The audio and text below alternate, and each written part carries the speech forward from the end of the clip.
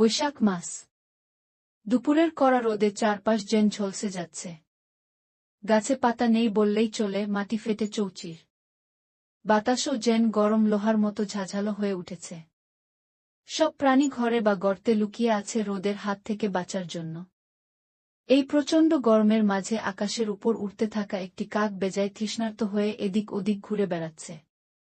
তার গলা শুকিয়ে কাঠ, চোখ ছানাবড়া হয়ে গেছে পানির খোঁজে।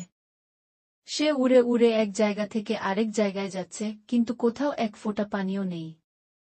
পুকুর শুকিয়ে গেছে, ডোবা ভরাট হয়ে গেছে, ঘরের মাটির কলসির মুখ বন্ধ। কাকটি একেবারে ক্লান্ত আর হতাশ হয়ে পড়েছে।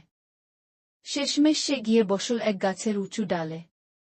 বসে বসে চারপাশে তাকাতে লাগল, এই আশায় যদি কোথাও একটু পানি চোখে পড়ে। তখনই কাকের চোখে পড়ল এক পুরনো মাটির কলসি, যা পড়ে আছে একটি বাড়ির আঙিনায়। কাকটি মনে মনে ভাবল, হয়তো এই কলসির ভেতরে একটু পানি আছে। আমাকে দেখতে যেতেই হবে। গ্রীষ্মে ঝাঁপিয়ে গাছ থেকে নেমে উড়ে গিয়ে বসে পড়ল কলসির পাশে। মুখ বাড়িয়ে ভেতরে তাকিয়ে দেখে, সত্যি একটু পানি আছে, তবে সেটা খুব নিচে। কাকের মুখ সেখানে পৌঁছায় না। কাকটি কিছুক্ষণ উদাস হয়ে বসে রইল। তারপর সে ভাবল, এই কলসি যদি কাত করতে পারতাম, তাহলে পানি গড়িয়ে পড়ে যেত। তখন আমি সহজেই খেতে পারতাম। সে কলসিটাকে ঠেলে কাত করার অনেক চেষ্টা করল। ঠোঁট দিয়ে টানল, ডানা দিয়ে ধাক্কা দিল, কিন্তু কিছুতেই কলসি নাড়ানো গেল না। কলসি শক্ত করে মাটিতে আটকে আছে। কাকটি হাল ছেড়ে দেয়নি। এবার সে চারপাশে তাকিয়ে ভাবল, এখন কি করা যায়। হঠাৎই তার মাথায় একটা চমৎকার বুদ্ধি খেলে গেল। সে চারপাশে থাকা ছোট ছোট নুড়ি পাথর দেখতে পেল। এবার সে এক একটা পাথর ঠোঁটে তুলে এনে কলসির ভেতরে ফেলতে লাগল। একটা, দুইটা, তিনটা।